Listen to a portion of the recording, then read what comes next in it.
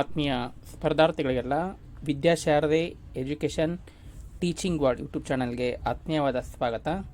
ಇವತ್ತಿನ ಒಂದು ಯೂಟ್ಯೂಬ್ ಸೆಷನಲ್ಲಿ ನಾವು ಈಗಾಗಲೇ ಸದ್ಯದಲ್ಲೇ ಒಂದು ನೇಮಕಾತಿ ಅಧಿಸೂಚನೆ ಆಗಲಿರುವಂಥ GPSTR, PSTR, HSTR ಪರೀಕ್ಷೆಗೆ ಸಂಬಂಧಪಟ್ಟಂತೆ ಯಾವೆಲ್ಲ ಒಂದು ಡಾಕ್ಯುಮೆಂಟ್ಸ್ಗಳನ್ನು ರೆಡಿ ಮಾಡ್ಕೋಬೇಕು ಮತ್ತು ಅತಿ ಮುಖ್ಯವಾಗಿ ವಿವಾಹಿತ ಮಹಿಳೆಯರ ಜಾತಿ ಮತ್ತು ಆದಾಯ ಪ್ರಮಾಣ ಪತ್ರವನ್ನು ಯಾರ ಹೆಸರಿನಲ್ಲಿ ತೆಗೆಸಬೇಕು, ತಂದೆ ಹೆಸರಿನಲ್ಲೋ ಅಥವಾ ಗಂಡನ ಹೆಸರಿನಲ್ಲೋ ಅನ್ನುವಂಥದ್ರ ಬಗ್ಗೆ ಸಂಪೂರ್ಣವಾದಂಥ ಒಂದು ಮಾಹಿತಿಯನ್ನು ನೀಡ್ತಾ ಇದ್ದೀವಿ. ಪೂರ್ತಿಯಾಗಿ ವಿಡಿಯೋ ನೋಡಿ.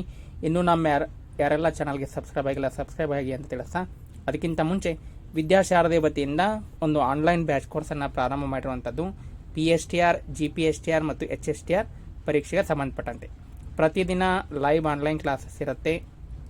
8:30ರಿಂದ ರಾತ್ರಿ 10 ಗಂಟೆವರೆಗೆ ಅನ್ಲಿಮಿಟೆಡ್ ಆನ್ಲೈನ್ ಟೆಸ್ಟ್ಗಳನ್ನು ಅಟೆಂಡ್ ಮಾಡ್ಬೋದು. ಕ್ವಿಜ್ಗಳಿರುತ್ತೆ, ಉಚಿತ PDF ನೋಟ್ಸ್ ಇರುತ್ತೆ ಮತ್ತು ಹಿಂದಿನ ಪರೀಕ್ಷೆಗಳ ಒಂದು ಪ್ರಶ್ನೋತ್ತರಗಳ ವಿಶ್ಲೇಷಣೆ ಇರುತ್ತೆ ಮತ್ತು ಲೈವ್ ಕ್ಲಾಸ್ ಮಿಸ್ ಆದಂಥವರು ರೆಕಾರ್ಡಿಂಗ್ ಕ್ಲಾಸಸ್ ಸಹಿತ ಏನು ಮಾಡ್ಬೋದು ಅಂತಂದ್ರೆ ನೀವೇ ನೋಡ್ಬೋದು. ಇದ್ರ ಫೀಸ್ ಬಂದುಬಿಟ್ಟು 1499 ರೂಪಾಯಿ ಇರುತ್ತೆ. ಅಂದರೆ ಎಕ್ಸಾಮ್ ಮುಗಿವರೆಗೂ ಸಹಿತ 6 ಮಂತ್ ಬ್ಯಾಚ್ ಕೋರ್ಸು. ಒಂದು ಹೆಚ್ಚಿನ ಮಾಹಿತಿಗೆ 9380850076 ಈ ನಂಬರ್ಗೆ ಕಾಂಟ್ಯಾಕ್ಟ್ ಮಾಡ್ಬೋದು. ಇನ್ನು ನೇಮಕಾತಿ ಪರೀಕ್ಷೆಯನ್ನು ಬರೀತಿರುವಂಥ ಸ್ಪರ್ಧಾರ್ಥಿಗಳು ಯಾವೆಲ್ಲ ಒಂದು ಪ್ರಮಾಣ ಪತ್ರಗಳನ್ನ ರೆಡಿಯಾಗಿ ಇಟ್ಕೋಬೇಕು ಅನ್ನುವಂಥದ್ರ ಬಗ್ಗೆ ಮಾಹಿತಿಯನ್ನು ನೀಡ್ತಾ ಇದ್ದೀವಿ. ಇದು 2022ರಲ್ಲಿ 1:2 ವೆರಿಫಿಕೇಷನ್ ಲಿಸ್ಟ್ನಲ್ಲಿ ಇದ್ದಂಥವ್ರಿಗೆ ಒಂದು ಚೆಕ್ ಲಿಸ್ಟನ್ನು ಕೊಟ್ಟಿದ್ದರು. ಆ ಚೆಕ್ ಲಿಸ್ಟ್ ಪ್ರಕಾರ ನಿಮಗೆ ಹೇಳ್ತಾ ಇದ್ದೀವಿ, ಇವೆಲ್ಲವುಗಳನ್ನು ರೆಡಿ ಮಾಡ್ಕೊಂಡು ಹೋಗಬೇಕಲ್ಲೇ ವೆರಿಫಿಕೇಷನ್ ಟೈಮಲ್ಲಿ. ಫಸ್ಟಿಗೆ ಇರುವಂಥದ್ದು ಒಂದು ಆನ್ಲೈನ್ ಅಪ್ಲಿಕೇಶನ್ ನೀವೇನು ಹಾಕಿರ್ತಿಲ್ಲ ಅದರ ಒಂದು ಆನ್ಲೈನ್ ಅಪ್ಲಿಕೇಶನ್ನ ತೆಗೆದುಕೊಂಡು ಹೋಗಬೇಕು, ಒರಿಜಿನಲ್ ಆನ್ಲೈನ್ ಅಪ್ಲಿಕೇಶನು. ಅದೇ ರೀತಿ SSLC ಮಾರ್ಕ್ಸ್ ಕಾರ್ಡ್ ಬಂದುಬಿಟ್ಟು original marks card, PUC marks card ಇವೆಲ್ಲ ಇರಬೇಕು. ಇವೆಲ್ಲ ಪ್ರಮುಖವಾಗಿ ನೀವು ಹೊಂದಿರಲೇಬೇಕಾಗಿರುವಂಥದ್ದು. ಅದೇ ರೀತಿ degree marks card, degree marks card ನಿಮ್ಮದು ಇಯರ್ ವೈಸ್ ಇತ್ತು ಅಂದರೆ 3 ಮಾರ್ಕ್ಸ್ ಕಾರ್ಡ್ ತೆಗೆದುಕೊಂಡು ಹೋಗಬೇಕಾಗತ್ತೆ. ಅದೇ ಸೆಮಿಸ್ಟ್ರ್ ಇತ್ತು ಅಂತಂದರೆ 6 ಸೆಮಿಸ್ಟ್ರ್ ಅಂದರೆ 6 ಮಾರ್ಕ್ಸ್ ಕಾರ್ಡನ್ನು ತೆಗೆದುಕೊಂಡು. ಅತಿ ಮುಖ್ಯವಾಗಿ ಕಾನ್ವೊಕೇಶನ್ ಸರ್ಟಿಫಿಕೇಟ್, ಭಾಳಷ್ಟು ಜನ ಪಾಸಿಂಗ್ ಸರ್ಟಿಫಿಕೇಟ್ ನಡೀತೈತೆ ಅಂತಿಕೊಂಡು ಕಾನ್ವೊಕೇಶನ್ ಸರ್ಟಿಫಿಕೇಟನ್ನು ತೆಗಿಸಿರಲ್ಲ. ಇನ್ನೂ ಯಾರ್ಯಾರು ತೆಗಿಸ್ಕೊಂಡಿಲ್ಲ ಅವರು ಕಂಪಲ್ಸರಿಯಾಗಿ ಒಂದು ಕಾನ್ವೊಕೇಶನ್ ಸರ್ಟಿಫಿಕೇಟನ್ನು ತಗೋಬೇಕು. ಇದು ಕಂಪಲ್ಸರಿ. ಯಾಕೆ ಲಾಸ್ಟ್ ಟೈಮ್ ಒಂದು ವೆರಿಫಿಕೇಷನ್ ಟೈಮಲ್ಲಿ ಕಂಪಲ್ಸರಿಯಾಗಿ ಕೇಳ್ತಾ ಇದ್ರು. ಎಷ್ಟೋ ವಿದ್ಯಾರ್ಥಿಗಳು 30,000, 50,000, 60,000 ರೂಪಾಯಿ ಗಟ್ಟಲೆ ಫೀಯನ್ನು ಪೇ ಮಾಡಿ ಯೂನಿವರ್ಸಿಟಿಗೆ ಹೋಗಿ ಕಾನ್ವೊಕೇಶನ್ನ ತೊಗೊಂಡ್ಬಂದಿದ್ರು. ಅದಕ್ಕಾಗಿ ಇನ್ನೂ ಯಾರೆಲ್ಲ ತೆಗೆದುಕೊಂಡಿಲ್ಲ ಅವರು ಕಂಪ್ಲೀಟಾಗಿ ತೆಗೆದುಕೊಳ್ಬೇಕು. ಇನ್ನು ಡಿ ಎಡ್ ಮೇಲೆ ಒಂದು ಎಕ್ಸಾಮನ್ನು ಅಟೆಂಡ್ ಮಾಡ್ತಿರುವಂಥವ್ರು PSTR ಆಗಿರ್ಬೋದು, GPSTR ಆಗಿರ್ಬೋದು, ಅವ್ರದ್ದು ಸೆಕೆಂಡ್ ಇಯರ್ ಮತ್ತು first year DED marks card ಇರಬೇಕು. ಆಮೇಲೆ BEd ಮಾಡಿದಂಥವ್ರು BEd marks card, BEd convocation certificate ಇವೆಲ್ಲ ನೋಡ್ರಿ, ಇವೆಲ್ಲ ಒಂದು ಚೆಕ್ ಲಿಸ್ಟಲ್ಲೇ ಕೊಟ್ಟಿರುವಂಥವು. ಇನ್ನು ಕನ್ನಡ ಮೀಡಿಯಮಲ್ಲಿ ಕಲ್ತಿರುವಂಥವ್ರು ಕನ್ನಡ ಮೀಡಿಯಂ ಕ್ಲೇಮ್ ಮಾಡಿದ್ರಿ ಅಂತಾರೆ ಕನ್ನಡ ಮೀಡಿಯಂ ಸರ್ಟಿಫಿಕೇಟ್ ಇರಬೇಕು. ನೀವು 1ರಿಂದ 7ನೇ ತರಗತಿ ಬೇರೆ ಕಡೆ ಕಲ್ತಿದ್ರಿ, 8th to 10th ಬೇರೆ ಕಡೆ ಕಲ್ತಿದ್ರೆ ಎರಡೂ ಶಾಲೆಗಳಲ್ಲಿ ತೆಗೆಸ್ಕೋಬೇಕು. ಕೇವಲ 10ನೇ ತರಗತಿ ಮುಗಿಸಿರುವಂಥ ಶಾಲೆ ಅಷ್ಟೇ ಅಲ್ಲ, ನೀವು ಪ್ರೈಮರಿಯಿಂದ ಹೈಸ್ಕೂಲ್ ಕಂಪ್ಲೀಟ್ ಆಗೋವರೆಗೂ ಎಷ್ಟು ಸ್ಕೂಲ್ಗಳಲ್ಲಿ ಕಲ್ತಿರ್ತೀರಿ ಅಷ್ಟು ಸ್ಕೂಲ್ಗಳಲ್ಲಿನ ಒಂದು ಕನ್ನಡ ಮೀಡಿಯಂ ಸರ್ಟಿಫಿಕೇಟನ್ನು ತಗೋಬೇಕು. ಇನ್ನು ನೆಕ್ಸ್ಟ್ ಬಂದುಬಿಟ್ಟು ಕಾಸ್ಟ್ ಆ್ಯಂಡ್ ಅತಿ ಮುಖ್ಯವಾಗಿರುವಂಥದ್ದು ಕಾಸ್ಟ್ ಆ್ಯಂಡ್ ಇನ್ಕಮ್ ಸರ್ಟಿಫಿಕೇಟ್. ನೀವು ಇನ್ನೂ ಮ್ಯಾರೇಜ್ ಆಗಿಲ್ಲದೆ ಇದ್ರೆ ಒಂದು ಮಹಿಳೆಯರು ನಿಮ್ಮ ತಂದೆದೇ ತೆಗೆಸ್ಕೊಳ್ಬೋದು. ಉಳಿದಂಥ ಒಂದು ಎಲ್ಲ ಪುರುಷರು ತಂದೆಯ ಒಂದು ಇನ್ಕಮ್ ಮತ್ತು ತಮ್ಮದೇನಾದರೂ ಒಂದು ಇನ್ಕಮ್ ಇತ್ತು ಅಂದ್ರೆ ಅದನ್ನು ತೋರಿಸುವಂಥ ಒಂದು ಕಾಸ್ಟ್ ಮತ್ತು ಜಾತಿ ಆದಾಯ ಪ್ರಮಾಣ ಪತ್ರವನ್ನು ತೆಗೆಸ್ಕೊಳ್ಬೇಕು. ವಿವಾಹವಾಗಿರುವಂಥವ್ರು ಯಾವುದನ್ನು ತೆಗೆಸ್ಬೇಕು ಅನ್ನುವಂಥದ್ದನ್ನು ನೆಕ್ಸ್ಟ್ ಹೇಳ್ತೀವಿ. ಇನ್ನು 11ನೇದು ಬಂದುಬಿಟ್ಟು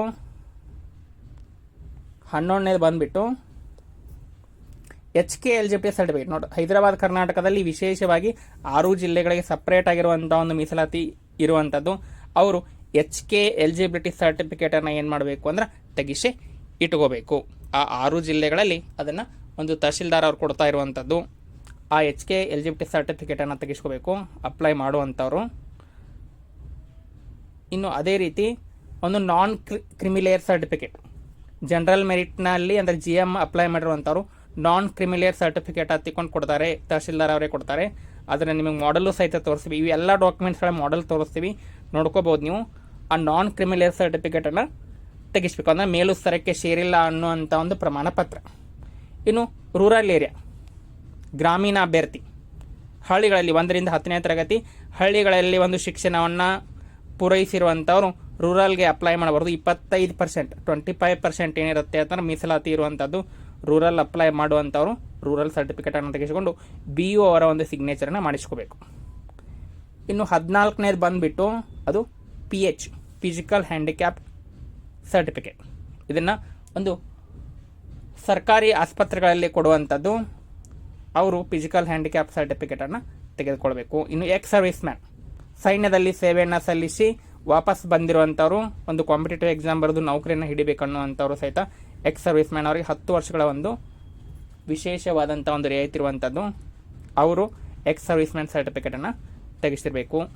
ಅದೇ ರೀತಿ PDP ಪ್ರೊಜೆಕ್ಟ್ ಡಿಸ್ಪ್ಲೇಸ್ಡ್ ಪರ್ಸನ್ಸ್ ಯೋಜನಾ ನಿರಾಶ್ರಿತರು ನೋಡಿ, ಅವರ ಒಂದು ಹಳ್ಳಿಯಲ್ಲಿ ನದಿಯ ಪಕ್ಕದಲ್ಲಿ ವಾಸ ಆಗಿದ್ರು, ಅಲ್ಲಿ ಏನಾದರೂ ಒಂದು ಡ್ಯಾಮ್ ಕಟ್ಟಿದ್ರು ಅಥವಾ ಆ ನದಿಯ ನೀರಿನಿಂದ ಅವರ ಒಂದು ಪ್ರದೇಶ ಮುಳುಗಿತ್ತು ಅನ್ನುವಂಥವ್ರು ಯೋಜನಾ ನಿರಾಶ್ರಿತರು ಅನ್ನುವಂಥ ಒಂದು ಸರ್ಟಿಫಿಕೇಟನ್ನು ಕೊಡ್ತಾರೆ. ಅವರು PDP ಸರ್ಟಿಫಿಕೇಟನ್ನು ತೆಗೆಸಬೇಕು. ಅದೇ ರೀತಿ NOC ನೋಡಿ, ಈಗಾಗಲೇ ಒಂದು ಕೇಂದ್ರ ಸರ್ಕಾರ ಅಥವಾ ರಾಜ್ಯ ಸರ್ಕಾರದ ಒಂದು ಹುದ್ದೆಗಳಲ್ಲಿ ಇರುವಂಥವರು ಅವರು ನಾನ್ ಆಬ್ಜೆಕ್ಷನ್ ಸರ್ಟಿಫಿಕೇಟ್ಸ್ NOC ನಾನ್ ಆಬ್ಜೆಕ್ಷನ್ ಸರ್ಟಿಫಿಕೇಟ್ ಅಂದರೆ ಸಂಬಂಧಿಸಿದಂಥ ಒಂದು ಮೇಲಾಧಿಕಾರಿಗಳಿಂದ ಅವ್ರು ಯಾವ ಡಿಪಾರ್ಟ್ಮೆಂಟಲ್ಲಿ ಇರ್ತಾರಲ್ಲ ಆ ಡಿಪಾರ್ಟ್ಮೆಂಟ್ನ ಒಂದು ಮೇಲಾಧಿಕಾರಿಗಳಿಂದ NOC ಸರ್ಟಿಫಿಕೇಟನ್ನು ತೆಗೆಸಬೇಕು. ಅದು ಎಕ್ಸಾಮ್ ಕಟ್ಟೋಕ್ಕಿಂತ ಮುಂಚೆ ಇವೆಲ್ಲ ಡಾಕ್ಯುಮೆಂಟ್ಸ್ಗಳು ರೆಡಿ ಇರಬೇಕು. NOC ಸರ್ಟಿಫಿಕೇಟು ಕೇಂದ್ರ ಮತ್ತು ರಾಜ್ಯ ಸರ್ಕಾರಿ ನೌಕರರು. ಇನ್ನು TET CTET ನೋಡಿಗಾಲೆ ಒಂದು TET ಎಲಿಜಿಬಿಲಿಟಿ ಟೆಸ್ಟು ಒಂದು ಉಳಿದ ಎಲ್ಲ ಜಾತಿಗಳು ಮತ್ತು GM ಅಭ್ಯರ್ಥಿಗಳಿಗೆ 90 ಅಂಕಗಳು. ಅದೇ ರೀತಿ SC ST ಮತ್ತು OBC ಅಭ್ಯರ್ಥಿಗಳಿಗೆ 83 ಮಾರ್ಕ್ಸ್ ಇರುವಂಥದ್ದು.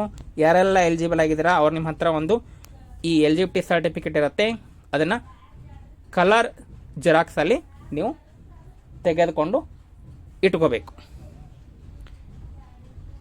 ಮತ್ತು ಈ CTET ಎಕ್ಸಾಮನ್ನು OBC ಅಭ್ಯರ್ಥಿಗಳಿಗೆ ಏನು ಮಾಡಿರ್ತಾರೋ ಅಂತಂದ್ರೆ ಒಂದು 83 ಅಂಕಗಳಿಗೆ ಎಲಿಜಿಬಿಲಿಟಿ ಕೊಟ್ಟಿರ್ತಾರೆ. ಆದರೆ ನಮ್ಮ ಕರ್ನಾಟಕದಲ್ಲಿ 83 ನಡೆಯಲ್ಲ, 90 ಆಗಿರಬೇಕು. 90 ಆಗಿದ್ದರೆ ಮಾತ್ರ ಅದು ಎಲಿಜಿಬಿಲಿಟಿ. ಇನ್ನು ಕ್ಯಾಂಡಿಡೇಟ್ ಆಧಾರ್ ಕಾರ್ಡ್ ಕಂಪಲ್ಸರಿಯಾಗಿ ಆಧಾರ್ ಕಾರ್ಡ್ ಇರಬೇಕು. ಇದು ಸಹಿತ ಒಂದು ಚೆಕ್ ಲಿಸ್ಟಲ್ಲೇ ಇರುವಂಥದ್ದು. ಇನ್ನು ಎನಿ ಅದರ್ ಸರ್ಟಿಫಿಕೇಟ್ ಇದನ್ನು ಹೊರತುಪಡಿಸಿ ನಿಮ್ಮ ಹತ್ರ ಬೇರೆ ಯಾವುದಾದ್ರೂ ಸರ್ಟಿಫಿಕೇಟ್ ಇತ್ತು ಅದನ್ನು ಸಬ್ಮಿಟ್ ಮಾಡಿ. ಇವಿಷ್ಟು ಒಂದು 20 ಪ್ರಮುಖವಾದಂಥ ಒಂದು ಪ್ರಮಾಣ ಪತ್ರಗಳು. ಈ ಒಂದು 20 ಪ್ರಮಾಣ ಪತ್ರಗಳನ್ನ ನೀವು ಈಗಲೇ ತೆಗಿಸ್ಕೋಬೋದು, ಎಲ್ಲ ರೆಡಿ ಮಾಡಿ ಇಟ್ಕೋಬೋದು. ಯಾಕಂದರೆ ಎಷ್ಟೋ ಜನ ಏನು ಮಾಡ್ತೀರಿ ಅಂದ್ರೆ ಕಾಲ್ಫಾರ್ಮ್ ಆದ ನಂತರ ಅವ್ರು ಓದ್ಕೊಳ್ಳಿಕ್ಕೆ ಟೈಮ್ ಕೊಡುವಂಥದ್ದೇ ಒಂದು 40-45 ದಿನ. ಆ 45 ದಿನ ಏನು ಮಾಡ್ತಾರೋ ಅಂದರೆ ಈ ಎಲ್ಲ ಸರ್ಟಿಫಿಕೇಟ್ಗಳನ್ನ ರೆಡಿ ಮಾಡ್ಕೊಳ್ಳಿಕ್ಕೆ ಸಾಕಷ್ಟು ಟೈಮನ್ನು ವೇಸ್ಟ್ ಮಾಡ್ತಾರೆ. ಅದಕ್ಕಾಗಿ ನಿಮಗೆ ಈ ವಿಡಿಯೋ ಮಾಡಿರುವಂಥದ್ದು. ಇವೆಲ್ಲ ಒಂದು ಸರ್ಟಿಫಿಕೇಟ್ 20 ಒಂದು ಸರ್ಟಿಫಿಕೇಟ್ಗಳನ್ನು ನೀವು ಈಗಾಗಲೇ ರೆಡಿ ಮಾಡಿ ಇಟ್ಕೋಬೇಕು ಅನ್ನುವಂಥ ಉದ್ದೇಶದಿಂದಲೇ ಇದನ್ನು ಮಾಡ್ತಿರುವಂಥದ್ದು. ಇನ್ನು ಅತಿ ಮುಖ್ಯವಾಗಿ ವಿವಾಹಿತ ಮಹಿಳೆಯರ ಬಗ್ಗೆ ನೋಡಿ, ವಿವಾಹಿತ ಮಹಿಳೆಯರ ಬಗ್ಗೆ ಅವರು ಯಾವ ಒಂದು ತಂದೆಯ ಜಾತಿ ಮತ್ತು ಆದಾಯ ಪ್ರಮಾಣ ತೆಗೆಸಬೇಕೋ ಅಥವಾ ಒಂದು ಗಂಡನ ಆದಾಯ ಪ್ರಮಾಣ ಪತ್ರ ತೆಗೆಸಬೇಕು ಅನ್ನುವಂಥದ್ದು ಸಾಕಷ್ಟು ಗೊಂದಲ ಇರುವಂಥದ್ದು.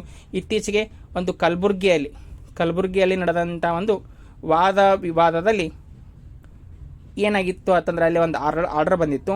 ಕೊನೆಗೂ ಒಲಿದ ಶಿಕ್ಷಕ ಹುದ್ದೆ ಅನ್ನುವಂಥ ಒಂದು ಟೈಟಲಲ್ಲಿ ಎಲ್ಲ ಒಂದು ಪತ್ರಿಕೆಗಳಲ್ಲಿ ಬಂದಿತ್ತು.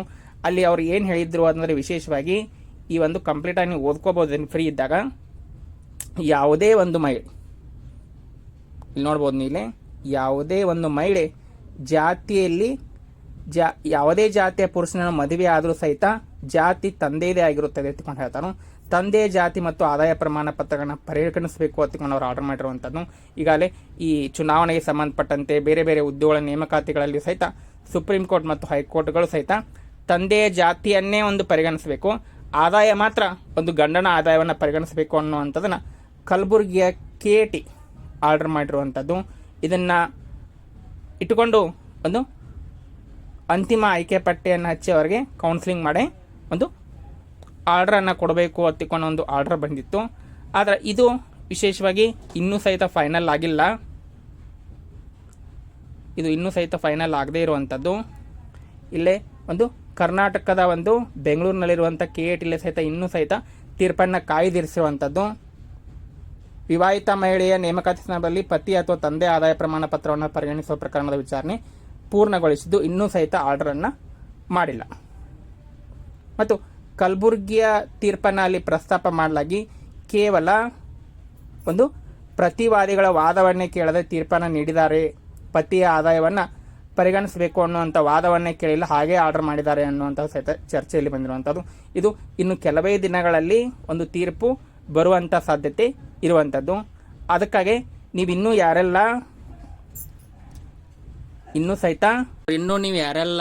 ಒಂದು ಮದುವೆಯಾಗಿಲ್ಲ ಅವರು ಒಂದು ತಂದೆಯ ಒಂದು ಆದಾಯ ಜಾತಿ ಮತ್ತು ಆದಾಯ ಪ್ರಮಾಣ ಪತ್ರವನ್ನು ತೆಗೆಸ್ಬೋದು.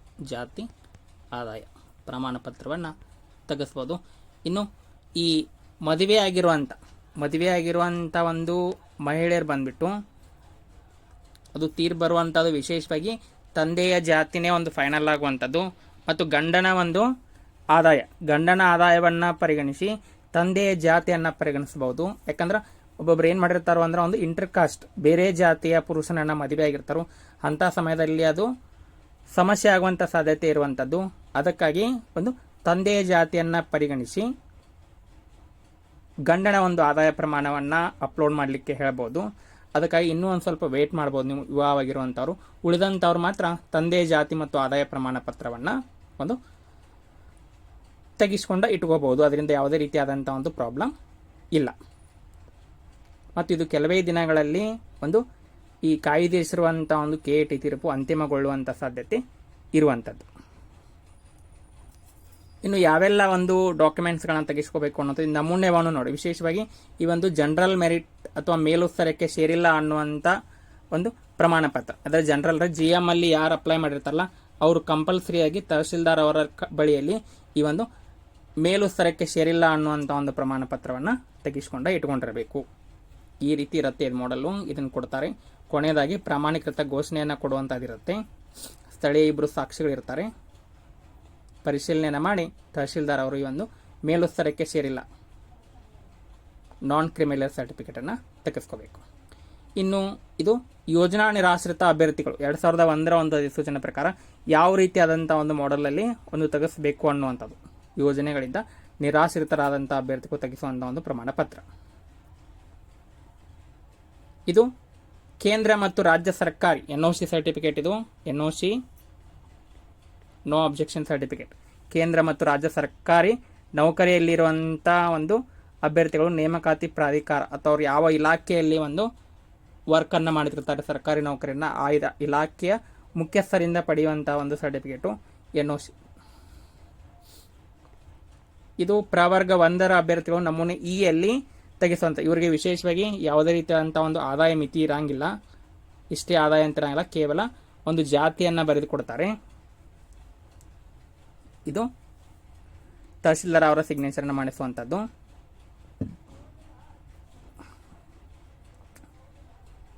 ಇದು ನಮೂನೆ ಈ ಪ್ರವರ್ಗ 1ರ ಅಭ್ಯರ್ಥಿಗಳಿಗೆ.